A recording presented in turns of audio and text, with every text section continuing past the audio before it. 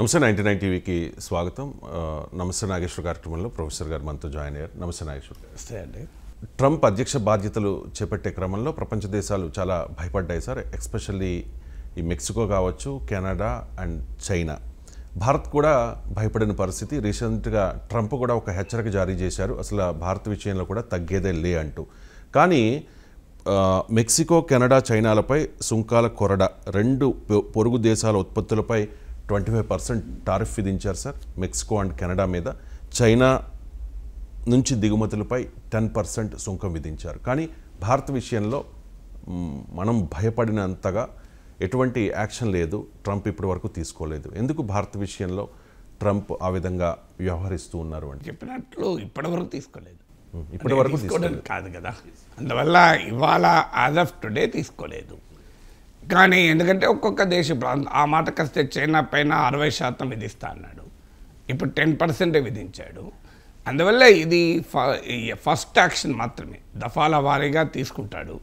ఇప్పుడు European union పైన కూడా ఆంక్షలు విధిస్తానన్నాడు. అందువల్ల ట్రంప్ విధానంలో మార్పు ఉందని అనుకోను. ట్రంప్ ఏంటంటే ఇది డీల్ మేకర్. సో ఆయన ముందు ఒక ఫేజ్లో విధిస్తాడు, ఎవరైనా తోవకొచ్చి ఏమైనా అగ్రిమెంట్ చేసుకుంటే అది తనకు అనుకూలంగా ఉంటే మళ్ళీ దాన్ని కాస్త వాయిదా వేస్తాడు. అందువల్ల ట్రంప్ బహుశా భారతదేశంతో ఏదైనా డీల్ కుదురుతుందని కూడా వెయిట్ చేయొచ్చు. ఎందుకంటే మెక్సికో, కెనడా పైన విధించాక చైనా పైన ఎలాగూ విధిస్తాడు, యూరోపియన్ యూనియన్ పై కూడా విధిస్తుందని చెప్పినాక భారతదేశంపై విధించడం అని అనుకుంటే పొరపాటు. అందువల్ల ఖచ్చితంగా భారతదేశం పైన విధిస్తాడు. ఇది ట్రంప్ స్వభావం రీత్యానే కాదు, ట్రంప్ గతంలో ఇచ్చిన స్టేట్మెంట్స్ తీస్తే మీకు India is a tariff king అన్నాడు. సో ఇలా సుంకాలు విధించడంలో ఇట్స్ ఎ టారిఫ్ కింగ్ అన్న పదం వాడాడు. అలాగే India is a big charger, పెద్ద ఎత్తున మన పైన సుంకాలు వేస్తుంది, మనం కూడా సుంకాలు వేస్తామన్నాడు. అందువల్ల భారతదేశాన్ని పైన హెచ్చరిస్తూ ట్రంప్ ఎన్నికల ప్రచారంలో మాట్లాడాడు, ఎన్నికలు అయ్యాక కూడా మాట్లాడాడు. అందువల్ల ఇప్పటికిప్పుడే ట్రంప్ ఇండియాను మినహాయించారు అని మనం ఏం చెప్పలేము. అలాగే generalize system of preference, GSP అంటారు. ఇది 1970s వచ్చిన అమెరికన్ ట్రేడ్ యాక్ట్ ద్వారా కొన్ని దేశాల నుంచి వచ్చేటువంటి వస్తువులపైన పన్నుల్లో మినహాయింపు ఉంటుంది. ఆ generalize system of preference, GSP పైన భారతదేశమే ఎక్కువ ప్రయోజనం పొందింది. సో ఇది డెవలపింగ్ ఎకానమీస్ కోసం పెట్టినటువంటి విధానం. దీన్ని అమెరికా తొలగించింది. ఇప్పుడు జనరలైజ్ సిస్టమ్ ఆఫ్ ప్రిఫరెన్సెస్లో ఇండియా లేదు. ఆ రకంగా భారతదేశం నష్టపోయింది. అందువల్ల అమెరికా ట్రంప్ వైఖరిలో మార్పు ఉంది అని మనం అనుకోలేము. అలాగే కొన్ని సందర్భాల్లో కొన్ని జియో పొలిటికల్ రీజన్స్ రీత్యా, జియో ఎకనామిక్ రీజన్స్ రీత్యా కొన్నిసార్లు కన్సెషన్స్ కూడా ఇవ్వచ్చు. ఇప్పుడు ఉదాహరణకు అమెరికా చట్టం ఉంది, countering American adversaries through sanctions act, CAATSA అనే ఒక చట్టం ఉంది. సో ఈ countering American adversaries through sanctions act కింద అమెరికా శత్రు దేశాలతో ఎవరైనా వాణిజ్యం చేస్తే ఆ వాణిజ్యం పైన అమెరికా ఆంక్షలు పెడుతుంది. ఉదాహరణకు మనము రష్యా నుంచి S-400 మిసైల్ డిఫెన్స్ సిస్టాన్ని కొంటే దానిపైన కాట్సా కింద, countering American adversary through sanctions act కింద మన పైన ఆంక్షలు పెడతామన్నారు. టర్కీ లాంటి నాటో భాగస్వామ్య పక్షాలపై కూడా అమెరికా ఆంక్షలు పెట్టింది. కానీ భారతదేశానికి ఒక రకంగా మినహాయింపు ఇచ్చారు. మనము ఈ ఆంక్షలు ఉంటాయని తెలిసినా కూడా మనము రష్యా నుంచి S-400 మిసైల్ డిఫెన్స్ సిస్టమ్ తీసుకున్నాం. అలాగే రష్యా నుంచి ఆయిల్ కొనడంపై కూడా అమెరికా చాలా వ్యతిరేకత వ్యక్తం చేసింది. రష్యాతో వాణిజ్యం చేస్తే మేము ఆంక్షలు పెడతామన్నారు. కానీ మనం రష్యాతో ఆయిల్ ట్రేడ్ జరిపాం. అందువల్ల ఇంటర్నేషనల్ డిప్లొమసీలో ఎప్పుడు కూడా గివ్ అండ్ టేక్ ఉంటుంది. బహుశా ట్రంప్, ఎందుకంటే ప్రైమ్ మినిస్టర్ మోడీ ఈ మంత్లో ట్రంప్ను కలవబోతున్నాడు. సో ఈ may be wanting a deal, ఇది మొదటి కారణం. రెండో కారణం ఏంటంటే India already signs of compromise, అంటే కొంత ట్రంప్తో గివ్ అండ్ టేక్ ఇచ్చిపుచ్చుకునే ధోరణికి ఆసక్తి చూపింది. ఎందుకంటే మెక్సికో, చైనా అలాగే కెనడాతో అమెరికాకు వచ్చినటువంటి ఈ టారిఫ్ వార్ వల్ల ఇండియాకు ఒక ఆపర్చునిటీ. ఇప్పుడు ఉదాహరణకు ఎలక్ట్రానిక్స్ ఎక్స్పోర్ట్స్ ఉన్నాయి మన దేశం నుంచి అమెరికాకి, ఎలక్ట్రానిక్స్ ఎక్స్పోర్ట్స్.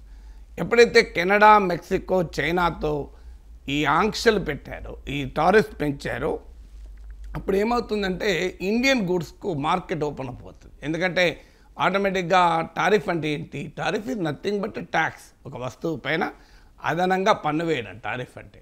సో ఎప్పుడైనా చైనీస్ గూడ్స్, అలాగే మీకు మెక్సికన్ గూడ్స్, అలాగే కెనడియన్ గూడ్స్ అనేది కాస్ట్లీ అవుతాయి. కాస్ట్లీ అయినప్పుడు ఏమవుతుంది అంటే ఇండియాకు ఒక ఆపర్చునిటీ ఓపెన్ అయిపోతుంది.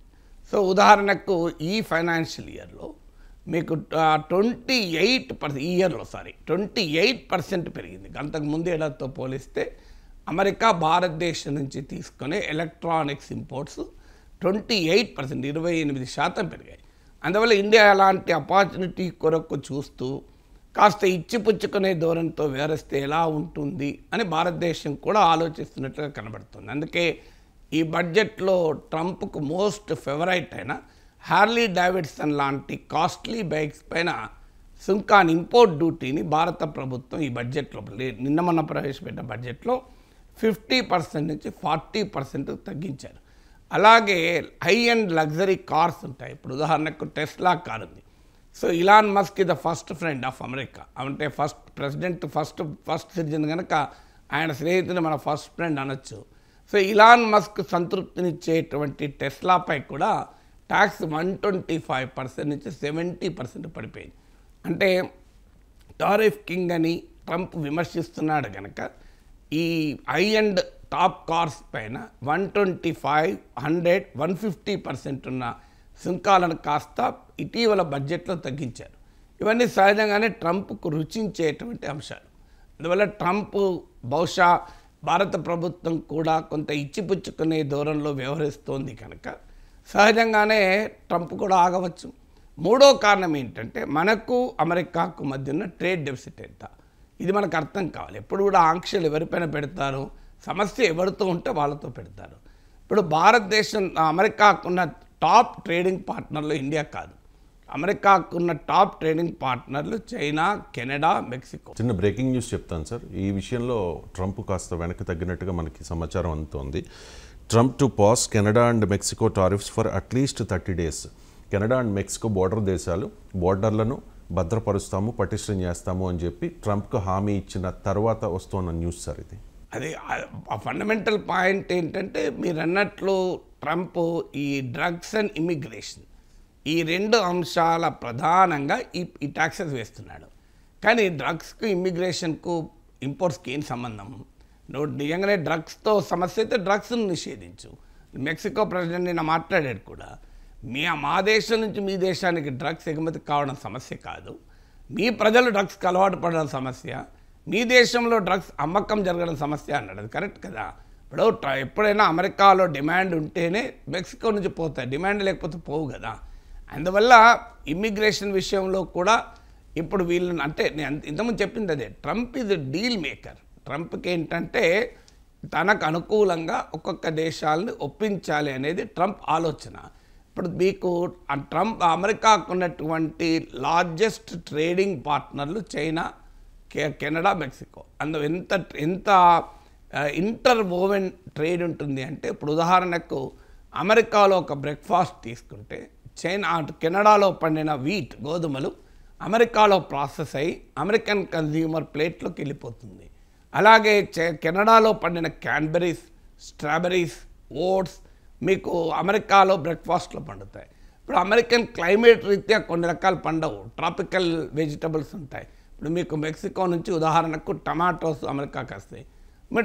మెక్సికో నుంచి టమాటాలు కాకపోతే అమెరికాలో ఉన్నటువంటి క్లైమేట్లో కొన్ని రకాల కూరగాయలు పండవు. ఇప్పుడు అమెరికాలో వాడే కూరగాయల్లో అత్యధిక భాగం ఇంపోర్టెడే, అందులో మెక్సికో నుంచి ప్రధాన భాగం ఇంపోర్ట్ అవుతాయి. మీకు కార్లే తీసుకుంటే కెనడాకు అమెరికాకు మధ్య ఒక కారు మ్యానుఫ్యాక్చర్ అయ్యే క్రమంలో ఒక 6 times అటు ఇటు వెళ్తుంది. అంటే ఇటు మొదలు ఒక కాంపోనెంట్ అటుపోతుంది, ఆడ కొంత యాడ్ అయ్యి మళ్ళీ ఇటు వస్తుంది, ఇటుపై యాడ్ అవుతుంది, అట్లా 6 times వెళ్తుంది. ఇప్పుడు ఈ టారిఫ్ విధిస్తే వెళ్ళినప్పుడల్లా 25% పెరిగితే ఆ కార్ ప్రైస్ ఎంత పెరగాలి? ఇప్పుడు మెక్సికో నుంచి కూడా అంతే. మెక్సికో, కెనడా ఇది big automobile exporter to America. ఏమవుతుంది, రా మెటీరియల్స్ మెక్సికో నుంచి అమెరికాకు వెళ్తాయి, ఒక కారులో వాడేటువంటి రా మెటీరియల్స్. సో అది కాంపోనెంట్స్గా మీరు మారి మళ్ళీ మెక్సికోకి వెళ్తాయి, మెక్సికోలో అసెంబ్లీ అవుతాయి, అసెంబ్లీ అయిన తర్వాత కార్గా మళ్ళీ అమెరికాకి వస్తుంది. ఇప్పుడు మీరు రా మెటీరియల్ మెక్సికో నుంచి అమెరికాకు వచ్చినప్పుడు నువ్వు టారిఫ్ వేసి 25%, మళ్ళీ ఆ కాంపోనెంట్ మళ్ళీ మెక్సికోకి వెళ్ళి మెక్సికోలో అసెంబ్లీ అయి మళ్ళీ అమెరికాకి వస్తుంది. ఇలా ఇంట్రికేట్లీ రిలేటెడ్ ట్రేడ్ ఉంటుంది. ఈ దేశాల మధ్య ఉండేటువంటి ఒక సంబంధం ఉన్నటువంటి వాణిజ్యం అది. సో అందువల్ల ఏమవుతుంది అన్నప్పుడు మీకు ఈ ట్రేడ్ యొక్క ఇంప్లికేషన్స్ ఉంటాయి. ఇప్పుడు ఖచ్చితంగా అమెరికాలో కాస్ట్ ఆఫ్ ఇన్ఫ్లేషన్ పెరుగుతుంది, అది ట్రంప్ కూడా అంగీకరించాడు, పెరుగుతుందని. అందువల్ల ఒక ట్రేడ్ ప్రతి దేశం పైన ఇష్టం వచ్చినట్టుగా ఆంక్షలు విధించడంలో సవాళ్ళు ఉంటాయి. అందుకే ట్రంప్ అయినా ఎవరైనా కొంత ఇచ్చిపుచ్చుకునే ధోరణి, ఆగి కాషియస్గా ఉండక తప్పనిసరి పరిస్థితి. ఇక ఇండియాతో వచ్చినప్పుడు ఏమవుతుందంటే అమెరికాకు ట్రేడ్ డెఫిసిట్ అంటే మనకు సామాన్యుడి భాషలో అర్థం కావాలంటే నీవు తీసుకునేది ఎంత, ఇచ్చేది ఎంత, అమెరికా ఎక్స్పోర్ట్ చేసేది ఎంత, అమెరికా ఇంపోర్ట్ చేసుకునేది ఎంత. America is a big exporter, కానీ అదే సమయంలో అంతకన్నా బిగ్ ఇంపోర్టర్. సో ఇంపోర్ట్స్ ఎక్కువ ఉండి ఎక్స్పోర్ట్స్తో పోలిస్తే అప్పుడు అది డెఫిసిట్గా మారుతుంది. లేదు ఎక్స్పోర్ట్స్ ఎక్కువ ఉంటే దాన్ని ట్రేడ్ సర్ప్లస్ అంటారు. ఇప్పుడు అమెరికాకు ఎంత ట్రేడ్ డెఫిసిట్ ఉంది అంటే మీకు 2022లో $952 బిలియన్, ఒక బిలియన్ ఇది 100 crore. 2022లో $952 బిలియన్ డెఫిసిట్ ఉంది. 2023లో $773 బిలియన్ డెఫిసిట్ ఉంది. ఇందులో ఇండియాతో డెఫిసిట్ 2023-24, ఎందుకంటే మనకు వాళ్ళ క్యాలెండర్ ఇయర్ ఉంటుంది, మనకు ఫైనాన్షియల్ ఇయర్ ఉంటుంది, కొద్దిగా హెచ్చు తగ్గులు ఉండొచ్చు. ఇప్పుడు అమెరికాలో 2023లో $773 బిలియన్, ఇండియాలో 2023-24 ఫైనాన్షియల్ ఇయర్లో ఇండియాతో ట్రేడ్ డెఫిసిట్ కేవలం $35 బిలియన్, అంటే $773 బిలియన్ వాణిజ్య లోటు అమెరికాకు ఉంటే అందులో భారతదేశంతో ఉన్నది కేవలం $35 బిలియన్. అందువల్ల ఇండియా అనేది ఫస్ట్ ఫేజ్లోనే మనపైన ఆంక్షలు పెట్టాల్సిన అవసరం లేకపోవచ్చు.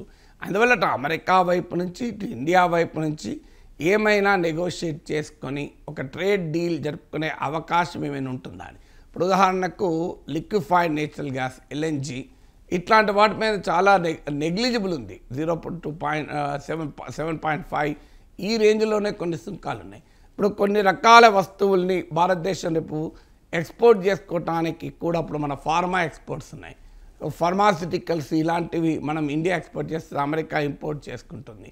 సో ఇలా మనం కొన్నిటిని ఈ ట్రేడ్ వార్ను ఆపర్చునిటీగా మార్చుకొని ఇండియాకు అనుకూలంగా మార్చుకోవడానికి భారతదేశం ప్రయత్నిస్తుంది, లేదు తనకు అనుకూలంగా మార్చుకోవడానికి అమెరికా ప్రయత్నిస్తుంది. అంటే లేదు విన్ విన్ సిచ్యువేషన్ అయితే ఫైన్, అటు అమెరికాకు ఇటు భారతదేశానికి కూడా ప్రయోజనకరంగా న్యాయంగా ఒక ఫేర్ ట్రేడ్ డీల్ కుదిరితే సంతోషం. కానీ అలా కుదరక కేవలం ఆర్మ్ ట్విస్టింగ్తో భారతదేశాన్ని ఒప్పిస్తాడా ట్రంప్, మన ప్రభుత్వం రాజీ పడుతుందా చూడాలి. ఎందుకంటే అమెరికాకు 2016-20 మధ్యకాలంలో కూడా ఇదే ట్రంప్ జపాన్తో డీల్ కుదుర్చుకున్నాడు, మినీ ట్రేడ్ డీల్ కుదుర్చుకున్నాడు. అందువల్ల ట్రంప్ ఒప్పందాలే కుదుర్చుకోవడం అనుకుంటే పొరపాటు. Trump is known for deal maker. మొదలు ఆంక్షలు విధిస్తాడు, వాళ్ళని తవ్వక రమ్మంటాడు, తవ్వక రాకపోతే మళ్ళీ ఆంక్షలు విధిస్తాడు. ఎవరైనా డిప్లొమసీలో ఈ క్యారెట్ అండ్ స్టిక్ పాలసీ ఉంటుంది. ఇప్పుడు భారతదేశం కూడా లాస్ట్ టైం అమెరికాకు చెందిన వాల్నట్ల పైన మనం ఎక్కువ సుంకాలు వేశాం. సో దిస్ ఏ ప్రాసెస్, ఇది ఒక డిప్లొమాటిక్ ప్రాసెస్. బహుశా Trump may be trying to give a chance to diplomacy.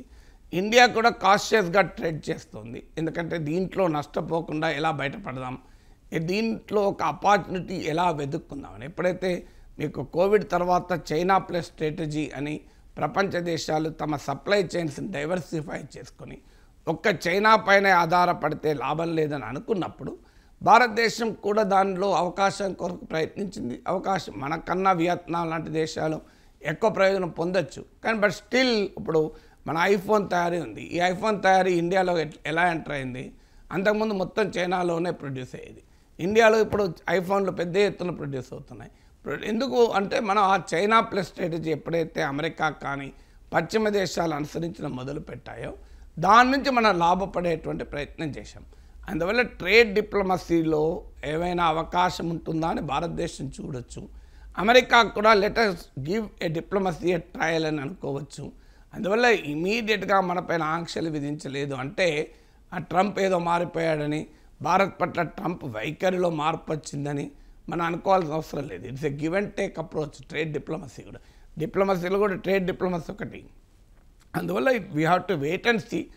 ఇప్పుడు ప్రెసిడెంట్ ట్రంప్ ఎలా రియాక్ట్ అవుతాడు, ప్రైమ్ మినిస్టర్ మోడీ అమెరికాకు వెళ్ళినప్పుడు ఎలాంటి చర్చ మనకు, ఎందుకంటే ఇతర కన్సర్న్స్ ఉన్నాయి మనకు. ట్రేడ్తో పాటు ఇప్పుడు వీసా పట్ల కన్సర్న్స్ ఉన్నాయి. సో అక్కడ మనం ఎక్కువ రాయితీ ట్రంప్ నుంచి పొందాల్సిన అవసరం ఉంది మన స్కిల్డ్ వర్కర్స్ అమెరికాకు వెళ్ళడానిపైన. సో ఆ వీసా సంఖ్యను పెంచుకోవడము, ఇలా ఒక బ్రాడ్ డీల్లో భాగంగా భారతదేశానికి అమెరికాకు మధ్య ఏమైనా గివ్ అండ్ టేక్ దొరికితే లాభం. సో అందువల్ల ఇప్పటికిప్పుడే మనం లొంగిపోయాము మోడీ అని మనం కామెంట్ చేయలేం, ట్రంప్ వదిలేశాడని కూడా కామెంట్ చేయలేం. It is a process which has begun. So ఆ బిగన్లో బడ్జెట్లో రాయితీలతో భారత ప్రభుత్వం మొదలుపెట్టింది. ట్రంప్కు అత్యంత ఇష్టమైన హార్లీ డేవిడ్సన్ బాటిల్ బ్యాగ్స్ పైన 10% తగ్గించారు. ఇలాన్ మస్క్, ట్రంప్కు అత్యంత సన్నిహితుడైన ఇలాన్ మస్క్ టెస్లా లాంటి కార్లపైన 125% నుంచి 70% తగ్గించారు. సో ఇది a big import duty relief. ఇది ఒక దాని రిలీఫ్ కన్నా కూడా it's a signal India is ready to cooperate, India is ready to collaborate అనేటువంటి ఒక సంకేతాన్ని భారతదేశం ట్రంప్కు పంపించింది. బడ్జెట్లో ప్రతిపాదనల ద్వారా ఈ 10% తగ్గించడం ఇది కన్నా కూడా వీఆర్ గివెన్ ఎ సిగ్నల్, స్టబ్బన్గా మేము ఉండడం లేదు, we're ready for a trade negotiation with you అనే సంకేతాన్ని ఎప్పుడైతే ట్రంప్కు మన ప్రభుత్వం పంపించిందో, ట్రంప్ కూడా maybe try let us wait అనే అప్రోచ్లో ఉండవచ్చు. Right sir. అమెరికా అంటే ప్రపంచ దేశాల్లో అన్ని దేశాలకు మ్యాక్సిమం భయమో భక్తో ఏదో ఒకటి ఉంటుంది కదా సార్, ఉండి తీరాలి అనుకుంటూ ఉంటారు కూడా ట్రంప్ లాంటి వాళ్ళు. సో అమెరికా అభివృద్ధిలో లేకపోతే చాలా కీలకమైన రంగాల్లో నెంబర్ 1 పొజిషన్లో ఉంది. భారత్ కూడా 5 ట్రిలియన్ ఎకానమీ గల దేశంగా ఎదగాలని అనుకుంటోంది. కాబట్టి అమెరికా లాంటి నెంబర్ 1 దేశంతో మంచి సంబంధాలు కలిగి ఉండడం అనేది అవసరం. కానీ రాహుల్ గాంధీ ఒక ఆరోపణ చేస్తూ ఉన్నారు సార్, ట్రంప్ కోసం మోదీ ఆరాటపడుతూ ఉన్నారు. ట్రంప్ ప్రమాణ స్వీకారోత్సవంలో పాల్గొనేందుకు విశ్వ ప్రయత్నం చేశారు మోదీ, అయినా కూడా ఆయనకి అవకాశం రాకపోవడంతో జైశంకర్ను అమెరికాకు 3-4 సార్లు పంపించారు అని చెప్పేసి. సో పార్లమెంట్లో రాహుల్ చాలా సంచలన కామెంట్స్ సార్ ఇవి. దానివల్ల ప్రయోజనం ఏముంటుందని కాదు, ఎందుకంటే ట్రంప్కు మోడీకి మధ్య బెటర్ రిలేషన్స్ ఉన్నాయన్నది అందరికీ తెలుసు. ఈవెన్ ఓవర్సీస్ బీజేపీకి కూడా ట్రంప్కు మద్దతు ఇచ్చిన సంగతి తెలుసు. అందువల్ల ప్రత్యేకంగా మోడీ ట్రంప్ ప్రేమ కొరకు ప్రయత్నించాల్సిన అవసరం లేదు. ట్రంప్కు మోడీకి మధ్య ఆ రిలేషన్స్ ఉన్నాయి. అయినా మనం ప్రయత్నిస్తే ట్రంప్ పిలవడు, ట్రంప్ విధానం ట్రంప్కు ఉంటుంది.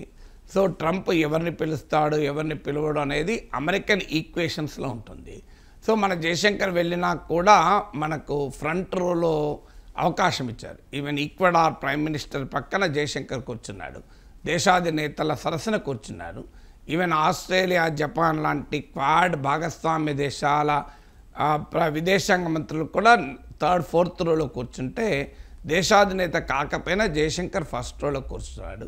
తర్వాత ట్రంప్ విదేశాంగ మంత్రి అయిన మార్క్ రుబియో మీకు భారత విదేశాంగ మంత్రి జయశంకర్తోనే ఫస్ట్ సమావేశమయ్యారు. First bilateral engagement of the US foreign minister కూడా ఇండియా ఫారిన్ మినిస్టర్తోనే. అలాగే ఫస్ట్ మల్టీలేటరల్ ఎంగేజ్మెంట్ కూడా మీకు క్వాడ్ మీటింగ్, క్వాడ్రిలేటరల్ అలియన్స్ అంటారు, అమెరికా, ఆస్ట్రేలియా, జపాన్, ఇండియా ఈ 4 దేశాలతో కూడిన క్వాడ్రిలేటరల్ అలియన్స్తోనే ఫస్ట్ మల్టీలేటరల్ ఎంగేజ్మెంట్ కూడా జరిగింది. అందువల్ల ట్రంప్ స్కీమ్ ఆఫ్ థింగ్స్లో భారతదేశానికి ప్రియారిటీ ఇవ్వలేదు అని కూడా మనం చెప్పలేము. అయితే ట్రంప్ ప్రియారిటీ ట్రంప్కు ఉంటాయి కదా. ఇప్పుడు అట్లంటే మహమ్మద్ బిన్ సల్మాన్తో ఫస్ట్ మాట్లాడాడు, తర్వాత మోడీతో మాట్లాడాడు. కానీ మహమ్మద్ బిన్ సల్మాన్కి ఎక్కువ ప్రియారిటీ ఇస్తున్నాడని కంక్లూజన్కు రాలేము. ఎందుకంటే మహమ్మద్ బిన్ సల్మాన్ అవసరం అక్కడ ఉంది. Saudi Arabia $600 million Trump dream AI ప్రాజెక్ట్లో ట్రంప్ కోరిక మేరకు ఇన్వెస్ట్ చేస్తానికి ముందుకు వచ్చింది. దాన్ని $1,00,000 కోట్లకు పెంచమని కూడా ట్రంప్ అడిగాడు. మరి భారతదేశం వెళ్ళి $1,00,000 కోట్ల అమెరికాలో పెట్టుబడి పెట్టదు కదా. అందువల్ల ప్రతి కంట్రీకి ప్రియారిటీస్ ఉంటాయి. అందువల్ల మన ప్రధానమంత్రి ట్రంప్ విలువ ఇచ్చాడు ఇవ్వలేదు అనేది ఇష్యూ కాదు. రాహుల్ గాంధీ మరి ఏ కాంటెక్స్ట్లో అన్నా అది అనవసరమైన చర్చ. ఎందుకంటే మోడీ అనే వ్యక్తి పైన నీకు ఎంత వ్యతిరేకత ఉన్నా ఇది prime minister of India. Rahul Gandhi అయినా ఎవరైనా అర్థం చేసుకోవాల్సింది, మోడీని టార్గెట్ చేయడం ద్వారా భారతదేశాన్ని మనం టార్గెట్ చేయకూడదు. మోడీని పొలిటికల్గా మీరు ఎంతైనా టార్గెట్ చేయండి, మణిపూర్కి పోలేదని టార్గెట్ చేయండి, మోడీ బడ్జెట్లో ఇది చేశాడు అది చేశాడని ఏదైనా టార్గెట్ చేయండి. కానీ ఇక ఫారిన్ ఇంటర్నేషనల్ రిలేషన్స్లో మోడీని టార్గెట్ చేసే క్రమంలో భారతదేశ ప్రతిష్టను, భారతదేశ గౌరవాన్ని, భారతదేశానికి ఇంటర్నేషనల్ డిప్లొమసీలో ఉండే నెగోషియేటింగ్ పొజిషన్ను బలహీనపరిచే రీతిలో మన ప్రతిపక్ష నేతలు కూడా మాట్లాడకూడదు. ఇప్పుడు మోడీ ట్రంప్ అనుమతి కొరకు, ట్రంప్ ఇన్విటేషన్ కొరకు నానా దంటాలు పడ్డాడంటే గౌరవం మోడీదే పోదు, గౌరవం ఇండియన్ ప్రైమ్ మినిస్టర్ది పోతుంది, భారతదేశానికి పోతుంది. సో మోడీకి పైన కొట్లాడడానికి, మోడీ పైన ఫైట్ చేయడానికి 1,000,000 ఇష్యూస్ ఉన్నాయి కదా. ఇదేమి there is no depth of issues. ఇప్పుడు ఈ ఇష్యూనే ఉండి మోడీ అంత బలహీనుడు అని అనాల్సిన అవసరం లేదు. ఇప్పుడు హౌడీ మోడీ ఈవెంట్ జరిపారు, కెంచో ట్రంప్ ఈవెంట్ జరిపారు, these are all part of history కదా. ఈవెన్ ట్రంప్ ఎన్నికల ప్రచారంలో కూడా మోడీ మాట్లాడిన వీడియోలను కూడా ఇంక్లూడ్ చేశారు. అందువల్ల ట్రంప్ మోడీకి ఈజ్ మై బెస్ట్ ఫ్రెండ్ అని కూడా పేర్కొన్నారు. అందువల్ల ట్రంప్ దయాదాక్షిణ్యాల కొరకు మోడీ ఏదో తాపత్రయపడ్డట్టు, ట్రంప్ కరుణ కొరకు మోడీ తాపత్రయపడ్డట్టు అని చెప్పడం ద్వారా ఎవరి ప్రయోజనాలు కాపాడుతాం మనం అనేది కూడా చూడాలి. ఎవరి ప్రయోజనాలు నష్టమని. మోడీకి పొలిటికల్గా నష్టం అంటే జనం యాక్సెప్ట్ చేయరు. ఎందుకంటే ఇదంతా హిస్టరీ ఉంది కదా. ఇప్పుడు నేను చెప్పిన హిస్టరీ, మీరు కెంచో ట్రంప్, హౌడీ మోడీ లాంటి ఈవెంట్స్, మీకు జయశంకర్తో మార్క్ రూబియో మాట్లాడి ఇవన్నీ చూశాం కదా. అందువల్ల సబ్స్టాన్షియల్ పొజిషన్స్ పైన మోడీ ప్రభుత్వాన్ని ప్రశ్నించాలి తప్ప సింబాలిక్ అంశాలపైన ప్రశ్నించడంలో ఉపయోగం లేదు. నిజంగానే ఇప్పుడు మీకు రాహుల్ గాంధీకి అభ్యంతరం ఉంటే హార్లీ డేవిడ్సన్ మోటార్ సైకిల్స్ పైన మీరు ఎందుకు పన్ను తగ్గించారు, ఇది ట్రంప్కు లొంగిపోతున్నారా అని ప్రశ్నించితే అర్థం ఉంది. లేదు మీరు టెస్లా మీకు ఇలాన్ మస్క్ను సంతృప్తిపరచడానికి మీరు ఇంపోర్ట్ డ్యూటీ తగ్గించారా అంటే అర్థం ఉంది. They are substantial issues. వాటిపైన you can have a policy position. తగ్గించాలి, తగ్గించకూడదు, అమెరికాతో ట్రేడ్ ఈ డీల్ కుదుర్చుకోవాలి, కుదుర్చుకోకూడదు, అమెరికాతో రాజీ పడాలి, పడకూడదు, ఇలాంటి అంశాల్లో నీకు you can have a position. అది అప్రిషియబుల్ పొజిషన్. అది రైట్ ఆరాంగ తర్వాత సంగతి. ఒక పొలిటికల్ పొజిషన్ తీసుకోవచ్చు, తప్పలేదు. హార్లీ డేవిడ్సన్ టెస్లాల పైన పన్నులు తగ్గించడం వల్ల ట్రంప్ నుంచి మనం కొంత లివరేజ్ పొందొచ్చు, మన ఎలక్ట్రానిక్స్ ఎగుమతులు పెంచుకోవచ్చు, మన ఫార్మా ఎగుమతులు పెంచుకోవచ్చు అనేది ఒక ఆర్గ్యుమెంట్. లేదు ఇలా ట్రంప్తో రాజీ పడడం కరెక్ట్ కాదని ఇంకో ఒపీనియన్. ఈ రెండు ఒపీనియన్లు వ్యక్తం చేయొచ్చు, తప్పలేదు. ఈ రెండు ఒపీనియన్లు వ్యక్తం చేయడంలో సబ్స్టాన్షియల్ ఇష్యూస్ ఎవరి పాలసీ పొజిషన్ వాళ్ళకు ఉండొచ్చు. కానీ ఇది సింబాలిక్ అంశం కదా. మోడీని పిలిపించుకోవడానికి వెళ్ళాడు, దానివల్ల ఓకే మోడీ వెళ్ళాడు, హౌ డస్ ఇట్ మ్యాటర్? ఆడ ఇండియాకు సింబాలిక్ రిప్రజెంటేషన్గా జయశంకర్ ఉన్నాడు కదా. అందువల్ల ఓకే మోడీని పిలిచినంత మాత్రాన్ని ఇండియాకు బెయిల్ చేయాలని రూల్ ఏం లేదు కదా. అందువల్ల సింబాలిక్ అంశాలపైన కన్నా ప్రభుత్వాన్ని సబ్స్టాన్షియల్ అంశాలపైన ప్రతిపక్షం ప్రశ్నించాలి. అందులో వ్యక్తిగతంగా మోడీని టార్గెట్ చేయడం ద్వారా భారతదేశ ప్రతిష్ట, గౌరవానికి దెబ్బ తగిలేటువంటి పని చేయడం సరైనది కాదు. అందువల్ల ఈ పార్లమెంట్లో ఇలాంటి వ్యాఖ్యలు చేసేటప్పుడు జాగ్రత్త పడాలి. ఇప్పుడే కాదు, నా గుర్తు రవిశంకర్ నరేంద్ర మోడీకి వీసా రిజెక్ట్ చేసినప్పుడు, ఆయన గుజరాత్ ముఖ్యమంత్రిగా ఉండి వీసా రిజెక్ట్ చేస్తే చాలామంది liberals, anti BJP intellectuals, BJP వ్యతిరేకంగా కామెంటేటర్స్ అంతా నరేంద్ర మోడీ మత మారణ హోమానికి నాయకత్వం వహించాడు, ఆయన ప్రభుత్వం ఆయనకు వీసా ఇవ్వకపోవడం రైట్ అని వాదించిన రోజుల్లో కూడా నేను చాలా స్ట్రాంగ్గా చెప్పాను, ఇది తప్పు, అమెరికాకి ఎవడిచ్చాడు అధికారం? నరేంద్ర మోడీ తప్పు చేస్తే నరేంద్ర మోడీ పైన మేము కొట్లాడుకుంటాం. మా దేశంలో కోర్టులు ఉన్నాయి, మా దేశంలో ఎన్నికలు ఉన్నాయి, మా దేశంలో ఇన్స్టిట్యూషన్స్ ఉన్నాయి, మా దేశంలో మేము కొట్లాడుకుంటున్నాం. Who is America? Narendra Modi తప్పు చేశాడా లేదా జడ్జిమెంట్ ఇచ్చే అధికారం అమెరికాకు లేదు. భారత ప్రజలు, భారతదేశంలో ఒక రాష్ట్రమైన గుజరాత్లో ప్రజలెన్నుకున్న ముఖ్యమంత్రి, మా ప్రజల నిర్ణయాన్ని మీరు కాదంటున్నారు. You are questioning our people's sovereignty అని స్టాండ్ నేను తీసుకున్నాను. చాలామందికి నచ్చలేదు ఆ stand, but I stand by it. ఎందుకంటే మన పీపుల్స్ సావర్నిటీ అమెరికా వాడు ఎలా డిసైడ్ చేసేది?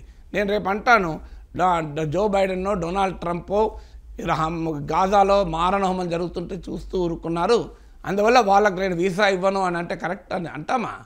సో ఎవరిని అమెరికా పనే కాదు, America is not going to decide whether Narendra Modi is culprit or not. అది భారత వ్యవస్థలు చూసుకుంటాయి, భారత పార్లమెంట్ చూసుకుంటుంది, భారతదేశ కోర్టులు చూసుకుంటాయని స్టాండ్ ఇస్తుంది.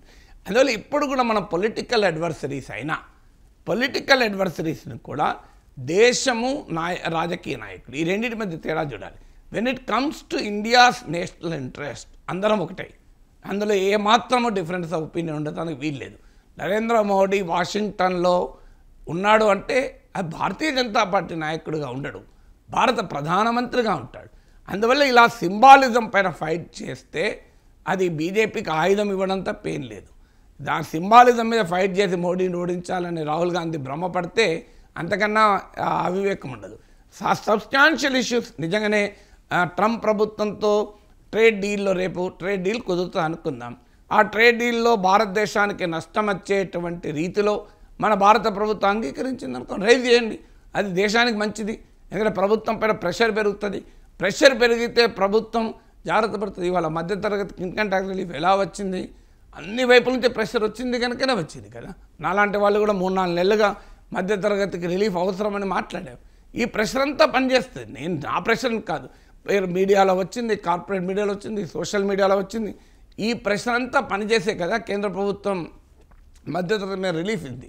అందువల్ల అపోజిషన్ దేశ ప్రయోజనాల హితం రీత్యా ప్రభుత్వ విధానాల్ని ప్రభావితం చేయాలి తప్ప దేశ ప్రతిష్టకు నష్టం కలిగించేటువంటి విమర్శలు తమ రాజకీయ ప్రత్యర్థులపైన చేసినా సరైనది కాదు.